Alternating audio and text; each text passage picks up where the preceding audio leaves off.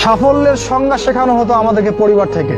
সফল হতে হবে বাবা, নিজের পায়ে দাঁড়াতে হবে, বাবাকে দেখতে হবে, মাকে দেখতে হবে, অমুক তমুক ইত্যাদি ইত্যাদি। বিয়ে করবি কি নিয়ে, তোর তো কিছুই নাই, বলে নাই কথাগুলো আপনাদের? চাকরি বাকরি করতে হবে, প্রতিষ্ঠিত হতে হবে। শোনো, সাফল্যের একটা সংজ্ঞা দিয়েছেন আল্লাহ কোরআনে, একটাই সংজ্ঞা, সূরা আল ইমরানের মধ্যে আছে। আজকে আমি সব ডিটেইলস বলার সময় পাচ্ছি না। সূরা আল ইমরানের মধ্যে আছে, কুল্লু নাফসিন যায়িকাতুল মাউত, প্রত্যেকটা নফস মারা যাবে এবং কিয়ামতের মাঠে তাদের পুরোপুরি প্রতিদান তাদেরকে দেয়া হবে। এখানে আল্লাহ সাফল্যের সংজ্ঞা দিয়েছেন, ফামান যুহজিহা আনিন নার ওয়া উদখিলাল জান্নাহ ফাকাদ ফাজ। ওই দিন কিয়ামতের মাঠে যাকে জাহান্নাম থেকে বাঁচানো হবে আর জান্নাতে প্রবেশ করানো হবে, ফাকাদ ফাজ, এই ব্যক্তি হচ্ছে সফল।